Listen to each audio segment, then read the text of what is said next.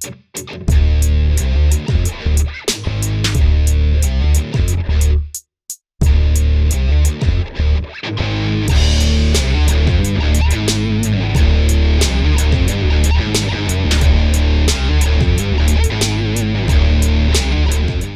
talk parts. Yeah, that corner of the dealership most people don't look at until there's a fire. Parts Edge helps you clean up that mess. Smarter inventory, better margins, and no more guessing games. It's like giving your parts manager a crystal ball, except this one actually works. Spiffy. You can manage your mobile appointments, optimize your service routes, track inventory, and process payments. All with Spiffy, and you can learn more at spiffy.com. You ever wish you could inspect every car like a tech with X-ray vision? UVI is like an MRI for your car. UVI doesn't miss a thing. Scans the tires, the underbody, body panels, and wheels for scuffs in seconds, giving your team instant, actionable intel without slowing down the lane. That's not the future. That's UVI, and it's live in stores today. Welcome to another edition of the Fixed Ops Mastermind podcast. Today I am joined by the Bridges family. We have Wayne, Elizabeth, and Seth joining us, all who work at Toyota of Puyallup. Welcome to the show, guys. Thanks for having us. Good to be here. Real quick, Wayne, you've been in this business quite a couple of days, right? And when you look back, what kind of convinced you that the dealership world would be your place to build a career? I'm sorry, I didn't hear that real well. Where did you come up with the point where dealership would be something that you'd be able to build a career out of? Oh, okay, yeah. Well, so I fell in love with cars at a very early age, and I actually determined that I wanted to work on cars at the age of 10 years old. Wow. And my dream was to work at a Chevrolet dealership someday. And, I grew up handing wrenches to my dad. I worked on all the kids' bicycles in the neighborhood and kind of graduated to mini bikes and motorcycles. And then, of course, my dad had me do all this grunt work on the cars that he didn't want to do. And just kind of, grew into it. But, right around my junior year in high school, I realized that I was really good at taking things apart and putting them back together, but I had no understanding of any theory of how things worked. And so I wound up getting myself enrolled at the local vocational school my senior year in high school. And so I went into the automotive program there and went through that for a couple of years, 1 year as a high school student, and then 1 year as an adult. And while I was working at going to school, I actually worked at a Kawasaki motorcycle shop. So I was a motorcycle mechanic for a couple of years while I was in school. But right about the time it was time to graduate, I had an opportunity to go to work at a Chevrolet dealership. I was just getting ready to get out of school, and it was like my dream has come true. And and so that's what I did. Once I graduated from school, I went to, actually it was before I graduated from school, I went to work at this Chevrolet dealership. And it was kind of cool because I actually graduated top in my class in my automotive program, and I had really good recommendations. So the service manager, when he hired me, I was the first person out of school that he hired straight to the line to be a technician. Normally, you went to be a lube tech first, and then you worked your way in. But I had such a good recommendation, he put me right on. And that was great for about 6 months. And then figured out that I really didn't have the skills to be a line tech. I didn't know how to work efficiently. Sure. Yeah, I could tell them how to do things. I could take things apart, but I wasted a lot of time. And one day he came up to me, and he was fixing my collar, and he goes, "Wayne, this is not working out. So I'm going to put you on the lube rack." Yeah. And I slumped. And he goes, "What's the matter, Wayne?" I go, "You're demoting me." He goes, "Yeah. And you have a choice to make right now. You can either accept this as a learning experience, or you'll get cranky and leave, or I'll fire you. Yeah. Your choice." And I chose to accept the challenge. And I'll tell you what, getting moved to that lube rack was the best thing that happened to me to teach me how to work efficiently as a technician, because I had to develop a pattern of how to work on a car without wasting time. When I was a Right. tech, I'd work on one side of the car for a little while, then I'd go over the other side, work on it for a little while, then I'd bounce back over to the other side, just listed it out steps. But when I was on the lube rack, I had to learn how to start in one spot and finish without wasting any effort. And I think that was one of the key moments in me being a successful technician, was getting demoted. So, I love it. okay. And you are not the only one who's ever had to go through that, right? Where you feel like when you're in a leadership position, you feel like, wow, this person really shows the initiative and really deserves the opportunity. But then you put them there, and in reality, you as the leader putting them in that position put them in a position to fail. And Yep. um, so I applaud. The person um, that did that, because in reality they actually saved your career, because if they left you there, you would have been it would have been a miserable life, and you probably wouldn't have made any money. So Yeah, um, so yeah, so Seth, exactly. And really, go ahead. go ahead. You can move on. So Seth, you chose to step into the business, or maybe it kind of chose you, which is kind of how it works for all of us. Was it a natural pull to go into dealership life because of dad, or did you have other ideas of why you wanted to be in the business? Oh, I had very much other ideas. I spent 7 years as a middle school teacher, teaching history. And frankly, the public education system is collapsing, and I decided to get out before something fell on my head.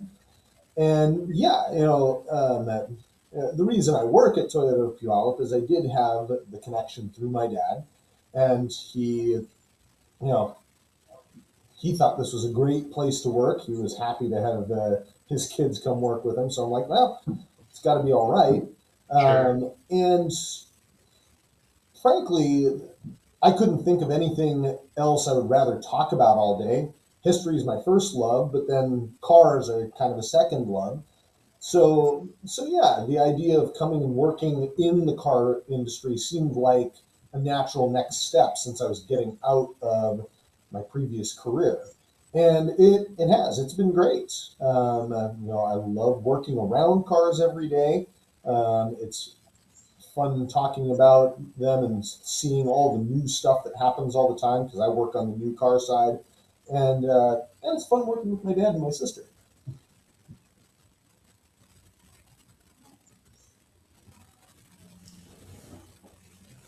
It's rewarding, I think, both sides, right? So you, in the sales side, you get to put people in cars, and then on the service side, we get to keep them in cars, keep it going the right way.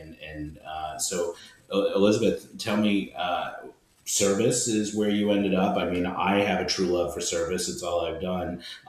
What brought you to the service side, and I guess also along with that, does it really bring into light what dad did for all these years as you were growing up?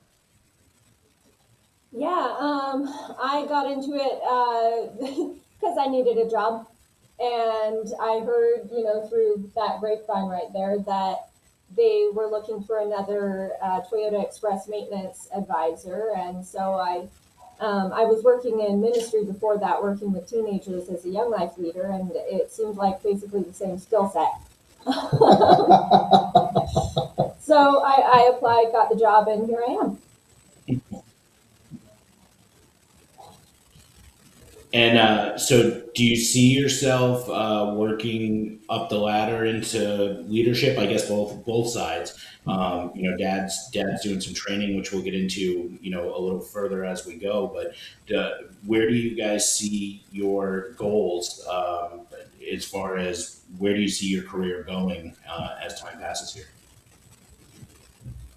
Good question. For myself, it's not ever a career that I planned to get into. It was just something, I needed money. So right now I'm pretty content where I'm at. Honestly, I love our express maintenance team. I think we all work really well together, and I'm enjoying kind of I wouldn't say low pressure because there's a lot of pressure on the express maintenance side, but it's giving me a chance to learn and grow without, the intensity of the pressure that gets put on, say, a main shop repair advisor who needs, to know all of the ins and outs of cars that I don't know yet. So right now I'm just kind of chilling. I like where I'm working and I like my coworkers. So That's a good thing. Seth? As far as myself, certainly on the sales side, man, the desk managers here, the amount of multitasking they have to do, I'm not sure I quite have the capacity to do something like that. At least not at this point. Maybe I develop into that, and I certainly see myself long term staying in the automotive industry. But one of the great things about working in sales is, you know, you have an opportunity to grow your income and grow, your opportunities without necessarily changing your job. The great thing about sales is it is exactly what you make it. Yeah. And I really look forward to that because my most of my goals are not specifically career oriented. I'm family oriented. My goal is, the reason I do any of this is in the hope of supporting a family one day. I really hope to homeschool my own children someday. That's my sister and I were both homeschooled. I hope to do the same thing, and so sales gives me that opportunity to really, make plenty of money, but also I can tailor the amount of commitment that I have, Sure. so that I'm potentially a little more available for my family if I get really good at the job. So Yeah. that's the great thing about it. And lots of respect to those sales managers. And who knows, it may end up being something someday. Like actually, our used car manager Josh, the job he does seems like a very cool job that I could see myself potentially having fun with someday. Um, but for right now, sales provides a lot of the things that I want, and it provides you opportunities for growth without having to switch jobs. Yeah. Great.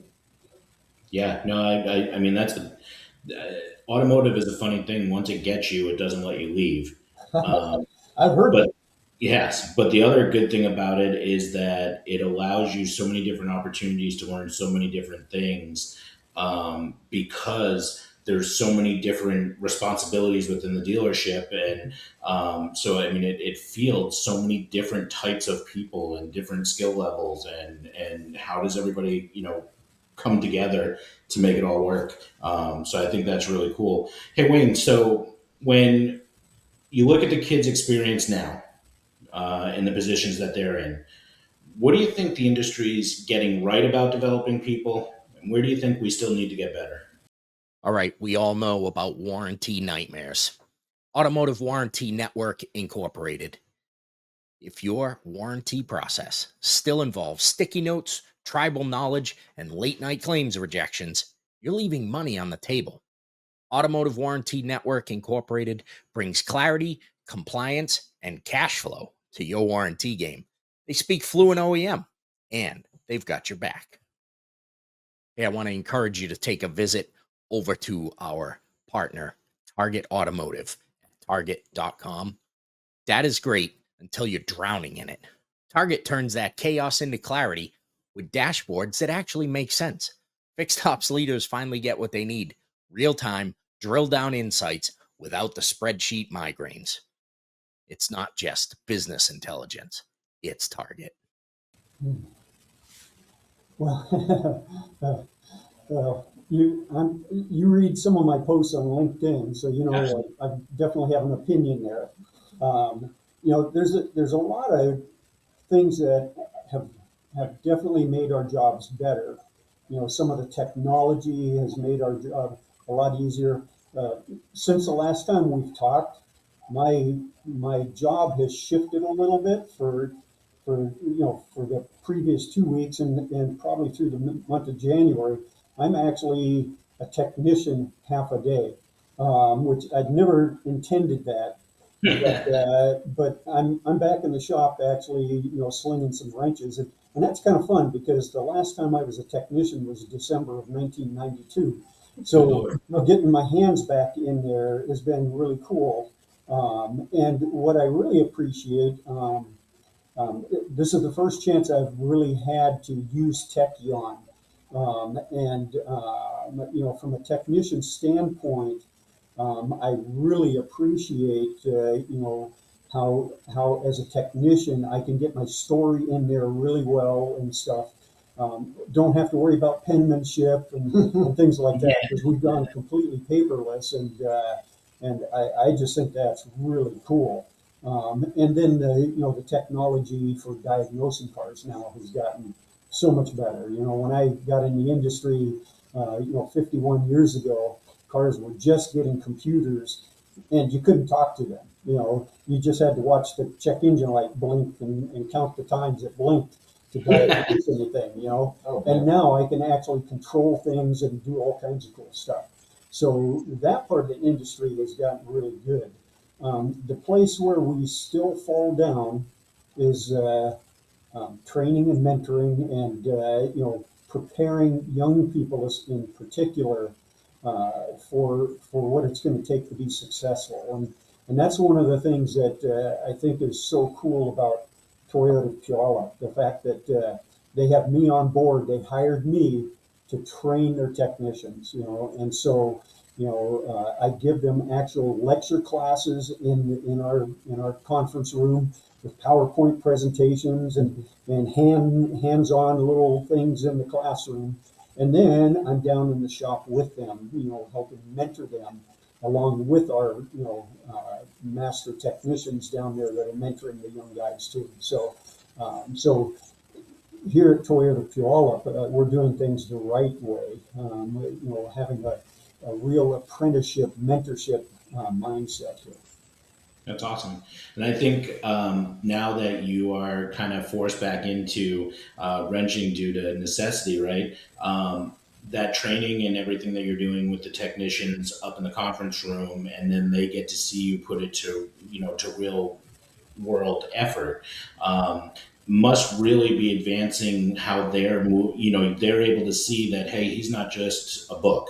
He's not just saying what he wants to say or what he's read or whatever. He's proving that this is there. Yeah, exactly. But more importantly, I think the biggest thing that I take out of this is, when you're talking to different dealers about a new product, i.e., whether it's a new DMS, whether it's a new CRM tool, whether it's whatever it may be, generally speaking, the ones that have been in the business the longest, that's who's everybody is fearful about. Well, how are they going to handle this? Because I don't like technology. I don't like to use my phone. I don't like this. In my experience, I found that the veterans are the easiest ones to get to roll into it. And then the younger ones, like your kids, are the more of the challenge because they, for some reason, all of a sudden don't want to be on their phones that they're on all the time anyway. So, what are your thoughts on is it easier to learn the technology now than as you were originally learning it as they were putting computers in, or do you think are the technologies coming up with enough help to make it so that it's easy to operate? I think for most of it, it's pretty easy to operate.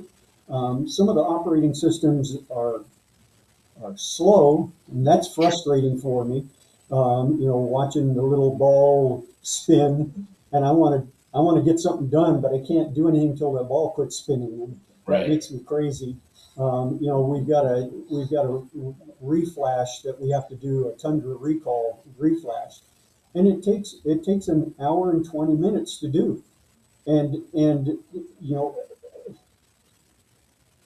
probably if I had another bay to work in, I could work on another car while Well, the yeah, thing's doing all of its stuff. yeah, But otherwise, I just have to sit there and nursemaid it and wait till it does its thing, and that's crazy. It makes me crazy because I'm a mover and a shaker, and sitting still doesn't work real good for me.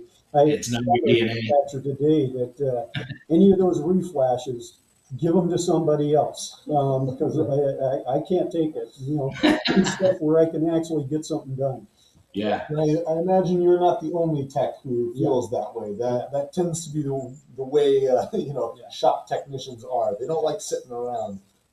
yeah, especially when it's a reflash where they're just waiting on a computer. It's not something that they can change, and they're only getting paid a half an hour to do this thing, and it's taking an hour and 40 minutes. And like you said, I only have one bay. What am I supposed to do?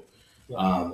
So Seth, take me around a day in sales. So what do your days look like? How much time are you using service to help get some opportunities?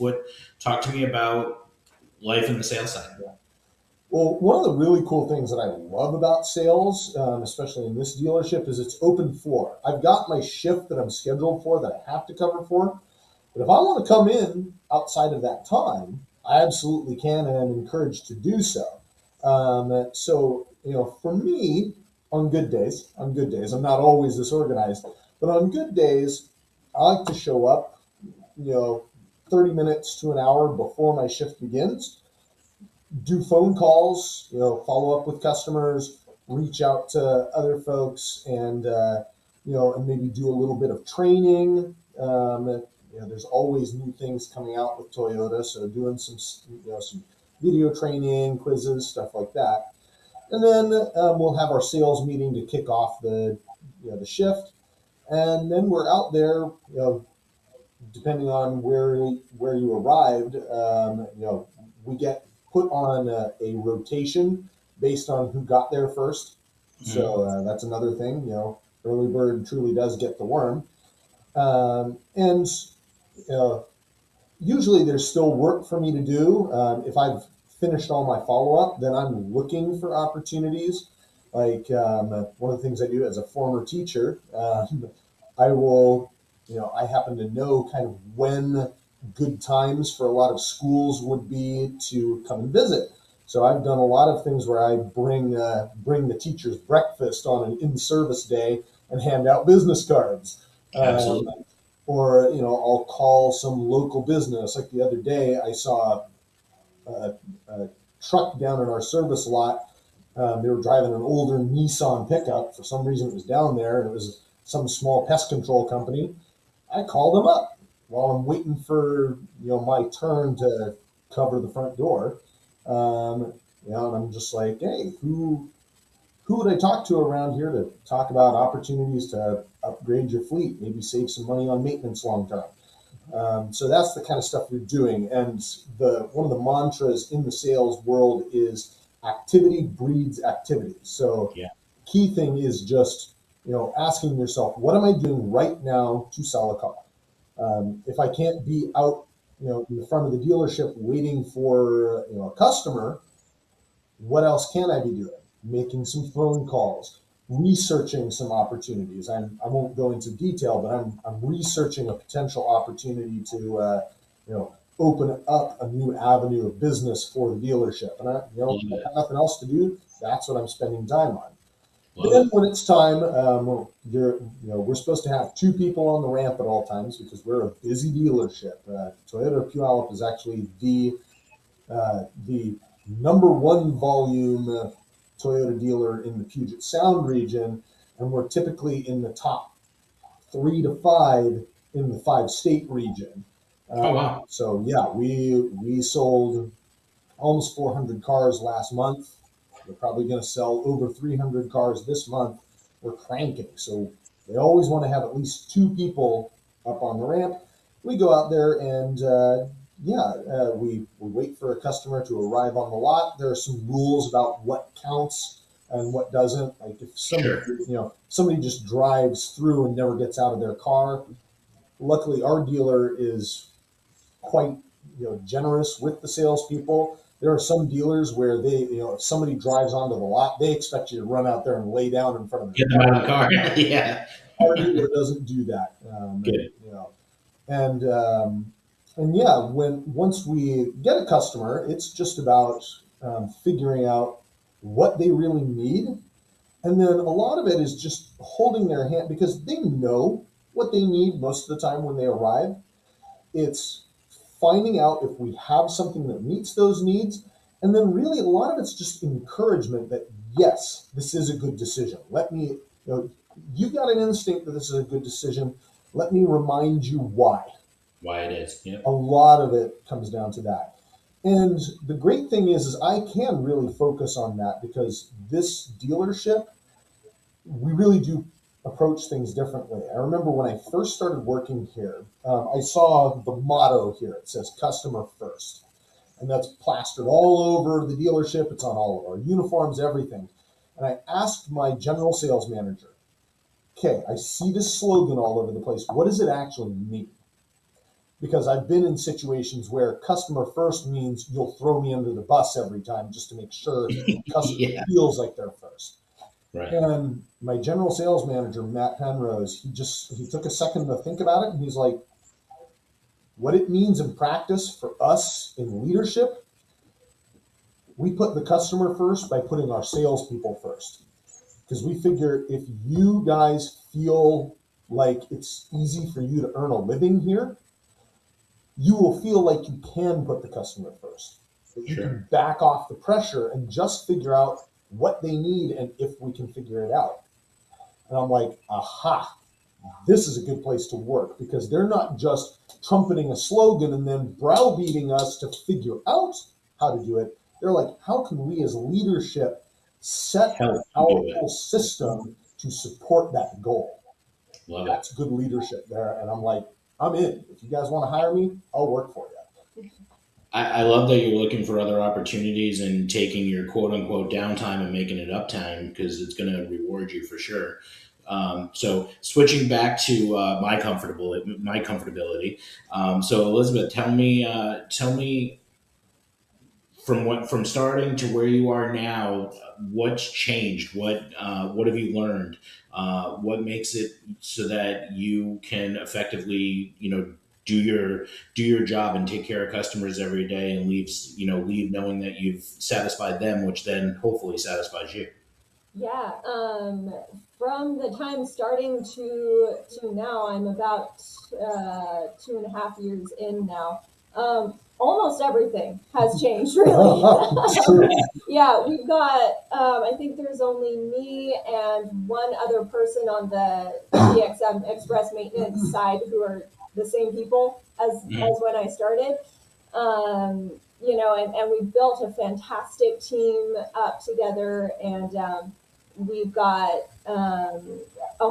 we switched in May actually to a different DMS.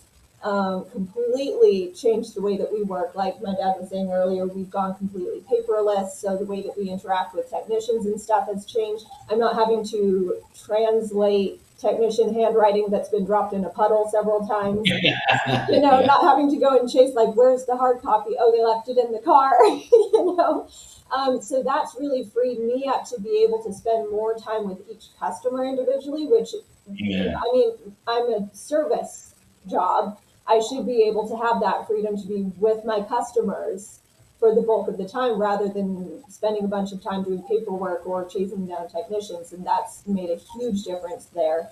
Awesome. So that's made a huge difference in our volume. I remember when I first started, it was like if we had 75 oil change customers in a day, we were like panicking. We're like, oh my gosh, we're going to have like 4-hour wait times. And, now we've got it to where we're serving between 120 to 125-ish oil change customers every day with the same number of advisors and having, a few more technicians, but essentially the same manpower And we've got about probably, I would say, a 45-minute turnaround on average. That's phenomenal.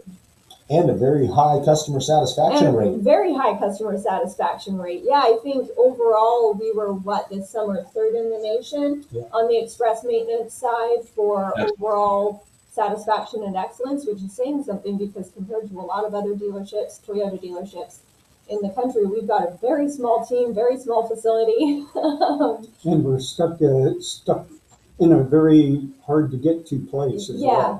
Yeah. So- It's not the easiest place for customers to come, but they're hearing our good reputation, and other people are telling them, "Oh, go to this dealership; they'll take care of you," and so it's been a massive changeover that way, and really really positive as well, especially again from that service standpoint, to being able to really take care of my customers and have the time that it takes to like hold their hands and explain everything thoroughly to them and make sure that they're comfortable as they're walking out the door. That's huge. So would you say that this change in technology has made it where, you said that you have a lot more time. That's something that, Wayne, I know you watch my stuff too. It's all about time, right? So getting our technicians back their time, getting our advisors back their time, giving a clear communication to the guest via video or pictures. And so with you reducing that time and then streamlining the process between sales and service parts and the technicians. So are all of these 125 clients that are coming in, they're all getting a video inspection and seeing what's going on with their car every time they come in? Yeah, we don't, the oil change side hasn't started doing video multi-points yet. We're doing photo multi-points with the customers, and we do a video walk around of the vehicle before we start the service. Yeah. We're still kind of working up to getting the video multi-points on a regular basis, but they do, I had a situation a couple months ago where I had to tell a customer that their water pump was leaking. And it's like, oh, okay, it's leaking, whatever. I was like, no, really. And my text this time they had uploaded a photo for me because I click on the photo and it's like a fountain. I mean, it's just like pure on just water fountain, water falling out of there. I was like, that's a leak. This one's active. Yeah, it's like the video saved me 1,000 words. I was just like, hey, your water pump, here it is, like showed them on my iPad. Watch the video. Yep, here you go. This isn't a situation where you're going to want to just sit on it. It's a bubbling spring. Like, let's get this done. It's a drinking fountain. Yeah. I think that's been the biggest thing for me as far as the communication with the guests, because obviously, like your dad, when I started writing, we were on paper, and you would have the little BG droplets of each of the fluids, and the tech would run out with the dirty filters that could have a mouse nest in it or whatever it may be, and that's how we sold. And then we started being able to do an electronic multi-point inspection, but it didn't have pictures or anything else. Then we got pictures, now we have video, but I think all of this is making it that 4 hours down to 45 minutes. That's one, it's a team that's dialed in and everybody working together and using the tools that are available to them. And two, it's a tool that is helping to make that happen. With my team, now at Tech Wall, I'm looking at things a little differently, right? So the motto for you guys, where the guest comes first, is no different for me. And when I was in the dealership, that's always how it was for me. But it's the same for me in this position now. My team is responsible for whatever dealers that we're working with, but ultimately the responsibility is the guests that they have coming into their stores. So, making sure that everything is streamlined all the way across so that the end result, which is what we're doing with our guests, gets them to continue coming back. Because it's great that a dealership may be happy with you and everything else, but if they're not getting the customers to continually come back and keep the retention, they can't afford to pay for me anymore.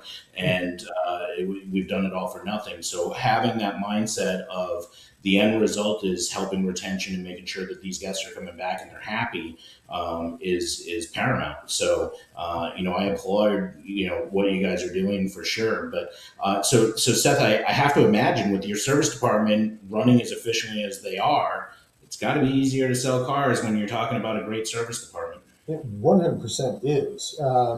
So much of return business comes from the service department. And, well, the fact is, we see it with other dealers around our area, other Toyota dealers.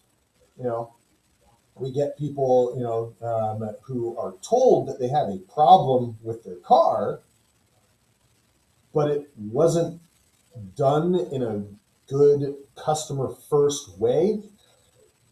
And so it comes off as just bad news, and they end up here instead of at the other dealer. That rarely happens here because the people have such a good experience. And the most important thing is because our advisors work so hard to spend the time with them, that guest, when they hear bad news, they feel like they're being cared for. And so they want to continue in that chain of care at the same place. Sure. So I've been taken care of at this point in the process. I can safely assume that I'm going to be taken care of in a similar way if I have to go buy a new car. So, when they tell them like, hey, it's going to cost you, $3,000, $5,000, $6,000 to repair your car. Oh, I don't want to spend that. It's very easy for them to make the transition upstairs to say, okay, let's buy our next car from Toyota if you want.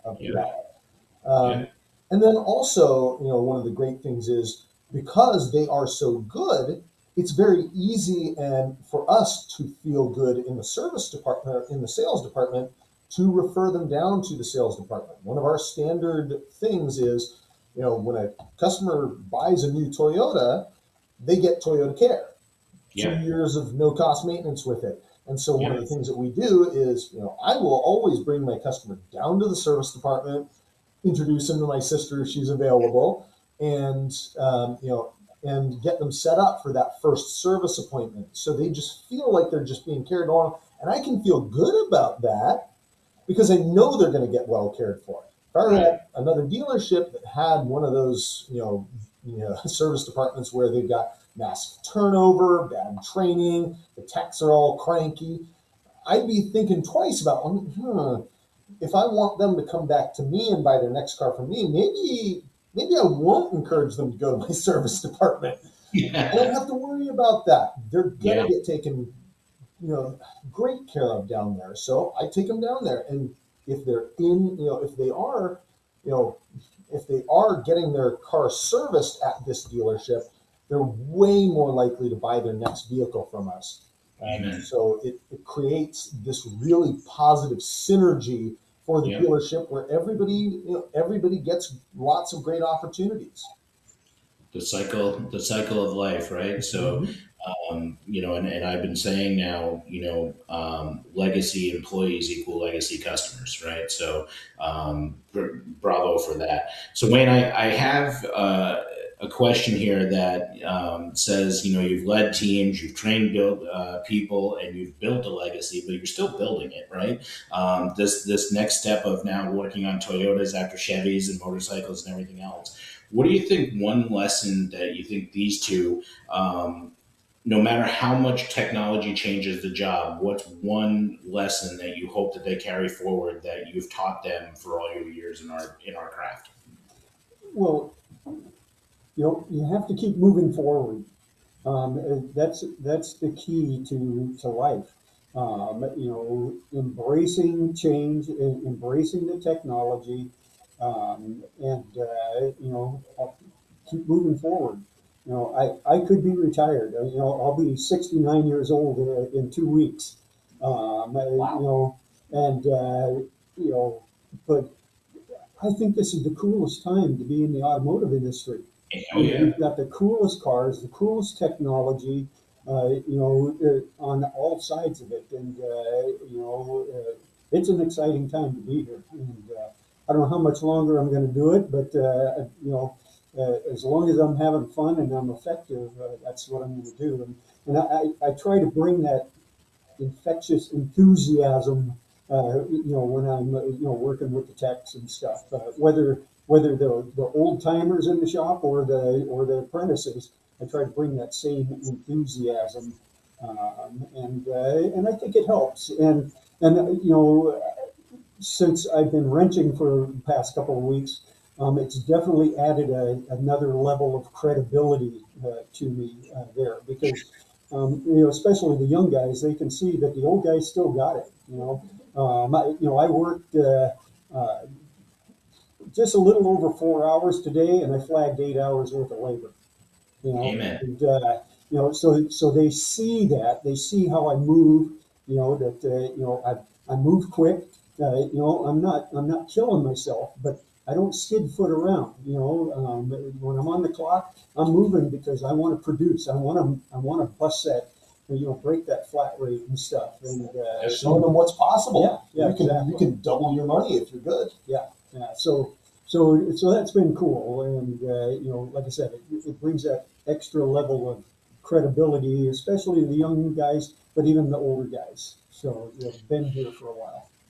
So I guess a question now that you're back in the saddle again.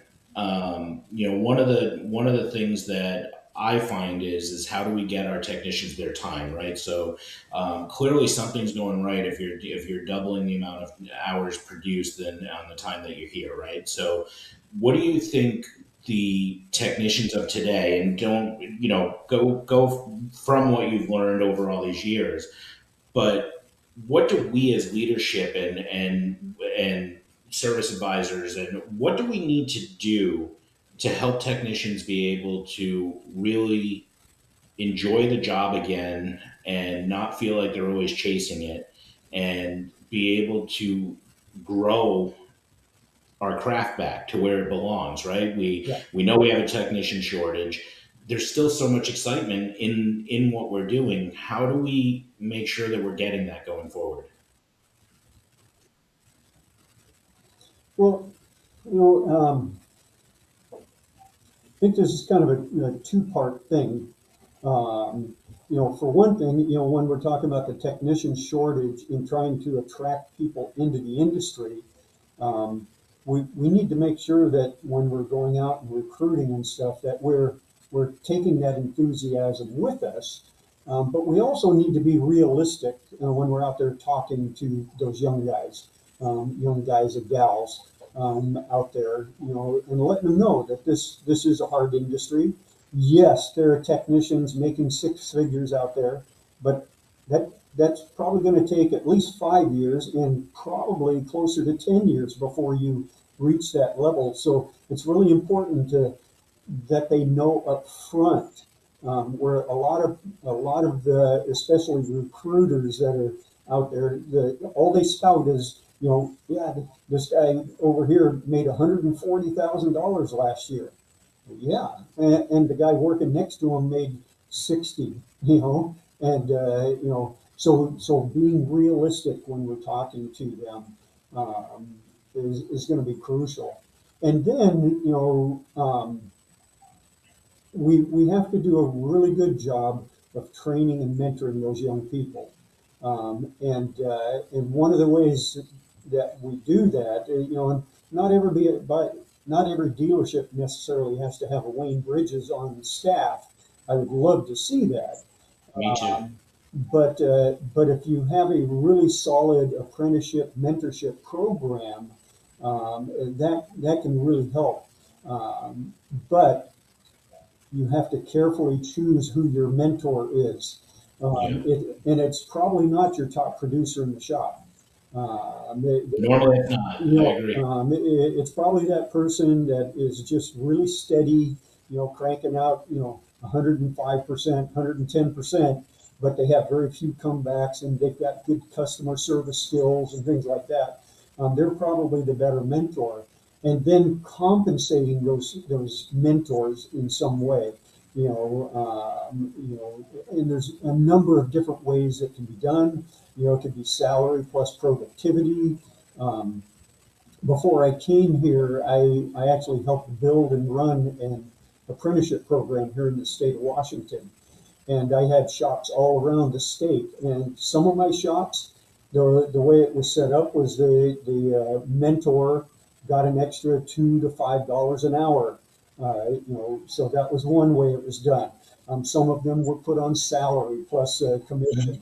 Other shops, the mentor got to flag whatever hours the apprentice produced. Sure. And the apprentice was on a salary, or hourly wage. So there's different ways, but we have to make it so that the mentor doesn't lose. And too Right. often that's what's happening out there. We have these great techs out there, but they can't afford to spend the time with those young people. They got to make their living too. They do, yeah. Yeah. And here at Toyota Puyallup,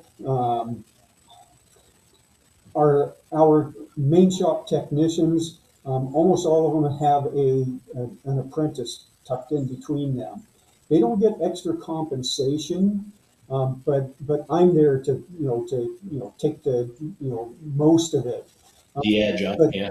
this is a really unique place because almost every one of our technicians is willing to give back to those young guys, those young techs, as long as they're not being jerks with their chest puffed out, and they understand that they don't know anything yet.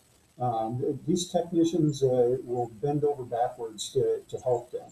And the advisors too, by the way. If we as advisors have something that we need to explain to a customer that we're like, what?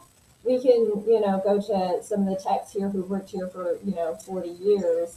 And it's like, Rick, what does this mean? How do I explain this in plain English? Yeah. And they'll walk us through it, which is just fantastic because they have to set down whatever they're doing, to explain that, but they're just happy to do it. Yeah. That's great. Well, and if I could chime in on this and as to why that happens, there's two parts to why that is. Because, obviously, compensating people who are mentoring others is the obvious way to do it. But yeah, we don't do specific compensation for mentoring here. So the reason why it works, that all these older techs are willing to do that, has two halves to it. One part is what I mentioned earlier about the sales department. Also down in the service department, they've got a pretty darn generous pay plan for those technicians. So they feel like it's pretty easy for them to make their living. So it doesn't feel like a big deal for them to take 5 minutes to talk to Somebody else. stall and say, Yeah. hey, let me show you. So yeah, it doesn't feel like they're losing as much when they can easily make their living. But then I think almost more important than that is there's a real sense of ownership here. That's another thing. Just from a cultural standpoint, the leadership here genuinely cares about the people, working for them. That's why they try to give generous pay plans so that everybody feels like they can make their living, and they structure things that way. We have a monthly employee appreciation luncheon that the owner here, Carrie, she just puts on out of her pocket. She does a lot of those things to really show that she cares about the people who work here. And so in return, the people who work here care about the dealership. Yeah. They want to see the whole dealership grow and prosper. And so that really motivates them to say, yeah, I'll take 5 minutes out of my producing day to mentor somebody so that they can help grow this organization I'm part of. Sure. So yeah, I mean, culture starts from the top, right? I say, it's the DP down, and you've got to be able to be supported in every level that you're in order to feel that you have value and that you can do the things that you feel are necessary to be able to take care of a guest or a partner in the shop or whatever it may be. And, Wayne, I think you'll be able to speak to this is some people back when you started got help. And other people, you knew those were the people that you stayed away from because they were only out for themselves, right? Okay. The best shops that I've been in are just what you guys have. Yeah. Everybody's willing to make everybody better because Fixed Ops Mastermind, the motto is, to leave the business better than we found it. You guys are the epitome of that saying. All of you and your teammates, right up through your leader and your owner.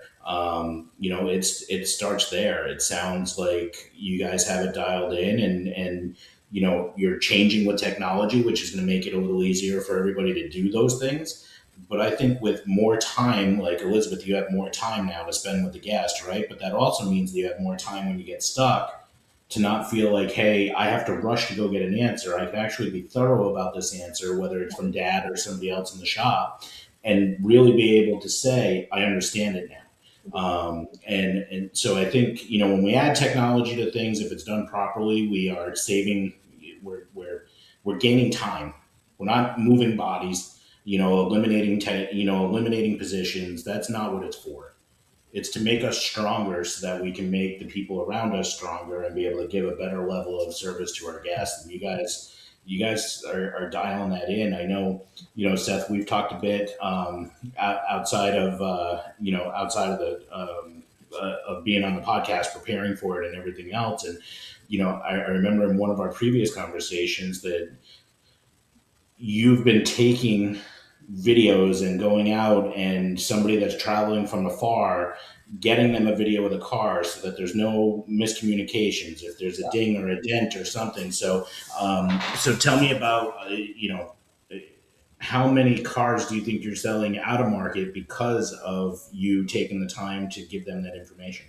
Oh, geez. On a monthly basis, just off of technology, I'm probably selling 3 to 4 cars a month out of market, just based on my ability to fully dialogue with the customer and make sure that they've got a real sense of what they're coming here for. Because we have the right merchandise, we have the right culture, we just need to show that to the customer. And beyond the fact that I can show them the goods, I can walk around the car with them, especially like on a used car. It's really good. Mhm. I can show them, and like I will highlight flaws on the car. Like, hey, here's this little dent over the fender, just so you're aware. And the more transparent you are, the more they feel like, yeah, I'm not going to get any nasty surprises if I drive, an hour to get there. Sure, I'll do it. Because you've done a big part, you've taken away a big part of the problem, that they face. But then Yeah. also another thing about technology that's cool when you work in a place with good culture like ours is we will have opportunities to show what kind of an environment we're in. Like Yeah. one of the things that we actually ended up having a discussion about this once when we first started doing video follow up with customers and stuff. There were some videos where people, somebody's taking a video and another salesman pops in behind, like does goofy things behind. And there was conversation about like, do we want to like give a more professional attitude? And a bunch of us and our general manager agreed, like, no, let them see that this is a fun place where we all Yeah. belong. This isn't a place where everybody's like, Yeah. we goof around, we have fun, it's light, it's low pressure. And so we get to show them not only the merchandise, but we get to give them a taste of the environment that they're walking into. And that takes a huge load off of people's minds, especially on the sales side where there's such a reputation of high pressure salesman. Yeah. We can show them, before they even arrive, like, you guys can take a deep breath and let it be. I love it. I would say, if you're having fun and you like going to work every day and the teammates around you feel the same way, and you keep seeing the same clients coming back every 4 or 6 months, on your side, Seth, every 2 to 3 years, right? Then, and you guys have said it multiple times in this conversation, where your CSI is, where you stand as far as units in operation, all these things. Common sense says that you guys have it dialed in, and because of that, the success just takes care of itself, right? So if you're having fun, you're making money, you don't feel like you're challenged, you're not overworked. I think all of you have kind of said that a little bit in this conversation, that they're fair about the time that you're expected to be here for this amount of time, but you're allowed to do whatever, come in extra if you want to. Those are things that not everybody is doing. So when you guys say that, and the customer is first, and it starts with the people being first to be able to take care of the customers, you guys have it dialed in, man. I have to make my way out to Washington. I got to see this thing in operation for sure. But so any closing thoughts on your side, and things that you may want to see happen in 2026 that will make your jobs easier? I want to see Wayne. I want to do this again a year from now, and you still be doing what you're doing because you love it that much. Because I got to be honest with you, the longer you're here, the better our world is. So, Thank you. not to make you work too much, man. If you want to retire and enjoy life, you've definitely earned it. But we need guys like you to stay where we are, and keep growing our field. Yeah, I hope I'm not doing any wrenching though. So, yeah, I can still crank it out, but I don't want to crank it out 40 hours a week. So, I don't blame you. but I did want to, just kind of follow up on what Seth was saying, just about the culture here. Sure. I would not be here if I did not think this was a good place and I wasn't having fun. Because I don't have to work. Right. But I choose to because it's such a great place, and we're doing really great things. And I guarantee you, I would not have recommended my kids come to work here because I actually like my kids. And the only reason I recommended it was because I knew this was a good place, and they would be safe, and they could be successful, and they could go as far as they choose to go. So, and that's one of the cool things about this industry. I started out as an apprentice technician, 51 years ago, and I've done basically everything in the automotive industry except work in the parts department. Wow. And How do you have been on that then? yeah, no, too many numbers I have to remember. So, but you're in this industry, you're limited by what you choose to do. You choose to bring to it. I agree. Yeah. Amen. Well, this has been an amazing conversation, and fully expected. And I honestly would love to do it again, later in the year or the beginning of next year, just to see what changes you guys make throughout the year. And I really appreciate all the time. And Wayne, keep firing off those LinkedIn messages, man, because your truth is something that people need to hear. So keep bringing it home. But thank you guys so much for your time. And I look forward to seeing you guys on LinkedIn and staying in touch for sure. Okay. Thanks for having us. Yeah, thank you. This is fun. Appreciate it. All right.